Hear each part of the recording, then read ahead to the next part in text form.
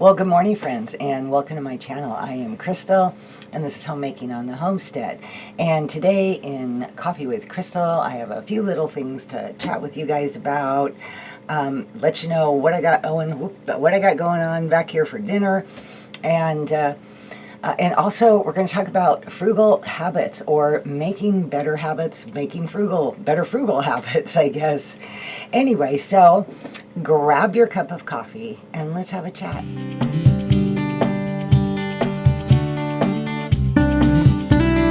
So I had several things kind of going on around my home today, so I'm kind of a little bit late, but it is mid-morning still, and I was due for my second cup of coffee, so I went ahead and made that. Oftentimes I just pour my whole pot of coffee I make in the morning into a thermos, and usually I'll just drink from that, but my husband drinks a lot of coffee too, and so I just decided, you know what, I would like a hot, fresh cup of coffee so I just made myself a pour over. Anyway, so the first thing I always like to let new people know, especially, is that my Coffee with Crystal is kind of a chatty video, and I try to get some engagement going on, hear what you guys are having for dinner, do you have any comments on the things that I chat about and that type of thing. So just be prepared, it's a chatty video. Anyway, so first off, let me share what I do have going on back here for dinner. So for dinner tonight, I am making pizza. I've got all my ingredients for my pizza dough ready to go. I have the vegetables that I'm going to slice up. Let's see. I had some, it's spaghetti sauce in the freezer, but I wanted to use it, so I'm going to use that. I know pizza sauce and spaghetti sauce are technically not the same thing, but they work fine together. I had a little bit of cheese left from my last package and pulled this package out of the freezer that I had, so that's my mozzarella cheese. And I have a big 3 pounds of Jimmy Dean sausage. I'm going to cook all of this up and just use a portion for dinner tonight, and the rest of it will go into the freezer. So those are my dinner plans. I guess I was just really craving pizza the last several days, and I have been doing all kinds of different things in the kitchen, whether it's been, chicken and potatoes and things like that, just the basics. And tonight I was like, you know what, I really want pizza. And I needed to cook up that Jimmy Dean sausage anyway, because it's going to get to its date here pretty soon. So I thought, well, this is a great opportunity since I'm doing it. So I pulled out my mixer, and I'm, sometimes I do the Cheaters pizza, where I do that quick pizza crust that I've shared before, which I have in a short video I can put up here. But I was really in the mood for a nice, regular pizza crust and all that. So let me tell you guys, I found the best pizza crust recipe that I have ever tried, and I have made so many pizza crust recipes in the past. I think the blog is An Italian in My Kitchen. I will find it and maybe put it down here, and definitely leave all this in the description box for you. But seriously, this pizza dough, it just stretches into place, and it just is perfect. The last time I made it, I divided the dough, because she's not real specific, like it's making a 12-inch pizza or a 14-inch pizza. So I didn't know, and I just divided the dough in half. So it was a little bit too much pizza dough for my little 12-inch pizza pan. If you were doing a 14-inch pizza, it would probably be perfect for 2 of those. But this time I'm going to divide the dough into 3 parts, and I will make 1 pizza tonight and put the other 2 in the freezer for a future pizza. I really like when I can make things and make a bigger amount of something, like the batch cooking, and then be able to put it in the freezer for the future, which of course was the case with that spaghetti sauce. And I'm pretty sure it's spaghetti sauce, not pizza sauce. However, once it's fully defrosted, I'll be able to tell better. If I really wanted to make it a little bit thicker, as traditional pizza sauce is, I would just add a little bit of tomato paste to that and heat it up in, make sure it was nice and thick. We'll see. Like I said, I have to wait till it defrosts. So down in the comments, of course, I always like to know, what are you guys having for dinner tonight? And let us post that and share what we have going on in our kitchens. If you're making anything else, are you baking, cooking, any side dishes? Are you making cookies or anything like that? I know it's so hot that a lot of people probably are trying not to turn on their oven any more than they have to. We've had this string of kind of cooler than normal days, so it's perfect because it was either going to be pizza tonight or a pot of soup. But like I said, I was craving the pizza, so it is pizza. Anyway, let me know down in the comments, what are you guys having for dinner tonight? Let's share those ideas, help inspire other ladies that come on and read the comments and give them new ideas. I know personally I've gotten some great ideas from you guys, inspired me several times to try out something or to make something that I hadn't really thought of for a while or whatnot. So anyway, that is the dinner part. Okay, now let's move on to habits. Okay, first off, yes, anybody out there going, oh, I remember this book, The Tightwad Gazette. So if you're in my era, you know that this book was so popular in the early to mid 90s, and it's written by Amy Decision. She had a Tightwad Gazette newsletter that she would send out to people, and then eventually she made Tightwad Gazette number 1, number 2, and number 3, and then finally they were put all together in this big book. And oh my gosh, this is like a wealth of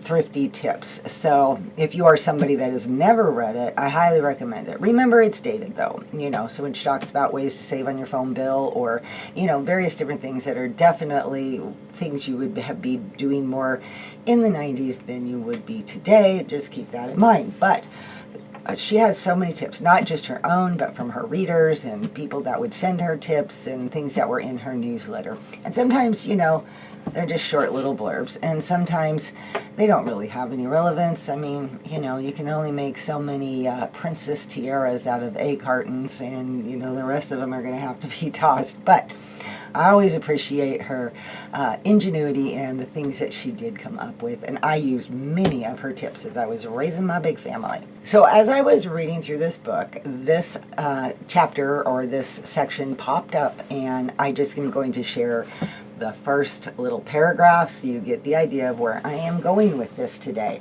So it says, seeking the minimum level. People are creatures of habit. We do things because we have always done them that way, or because our parents always did them that way, or because a teacher taught us that way, or because an expert said to do it that way.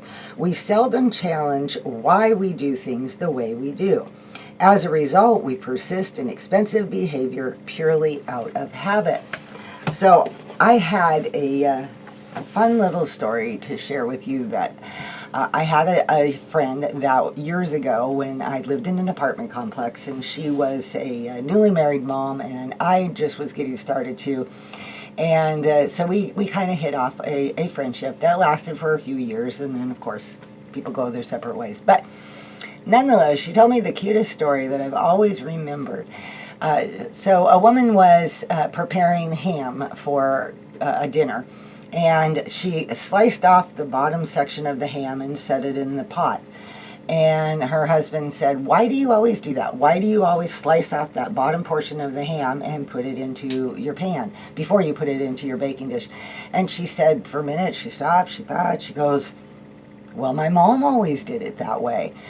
And so she called her mom and she said, "Mom, why do we always slice off that bottom portion of the ham?" And her mom was like, "Well, my mom always did it that way." So she calls her mother and she asks her the same question, and her mom says, "Oh, because the ham didn't fit in my pot." So here we had continued this habit through 3 generations only because we saw it done that way, and they just continued to do it. Anyway, I don't know, maybe some of you have heard that story or variations of it, but I always thought that was such a cute thing and such a great lesson in habits. Years ago, I was really trying to lower my grocery bill. And of course, I'm feeding 8 kids. And so I really had to strategically look at things and say, well, what areas here could I trim that wouldn't be a big deal? So for one thing, cheese. cheese can be really expensive. So I started seeing how much cheese I would top a casserole with, let's say, and then determined that I could just use half that amount. I didn't need to have that much cheese. Meat was another one, because meat is always a big expense. And so I just started cooking a lot more beans, and instead of throwing an entire pound of hamburger into a pot of chili for my family, I just would cut it down to half a pound. And then decided that meat could be looked at more like flavoring for something, and the nutrition could be brought in through beans and rice and in other ways that way. So that ended up saving me money too. What I find really interesting is that even though I had gone through that exercise all those years ago, and so I knew those things, but as we became more and more of an empty nest, I just didn't apply those principles anymore because I wasn't thinking that way. But lately I have been thinking about that, and this is probably why that section in the book kind of stuck out. I saw it and more, and anyway, and I realize a lot of times I will go to make something for me and hubby, and it's kind of like, do I need a whole pound of hamburger? Even if we're going to eat on this for 2 or 3 nights, does it really require? Is there enough vegetables and other things in it that the meat, once again, could just be looked at as flavoring? The same with cheese. Do I really need all that cheese? Another one that my daughter has done is to substitute water in things like cakes and baked goods, and I've tried that a few times, and honestly I can't tell the difference between the water and the milk. Milk is, can be pretty spendy for some areas, and why not? I mean, if it works, try these things and create new habits, because our old habits are the things that could be causing us to spend money here and there. Now, none of these things are going to be huge in and of themselves, but a lot of things added up over time will create a big amount of savings by the end of the year.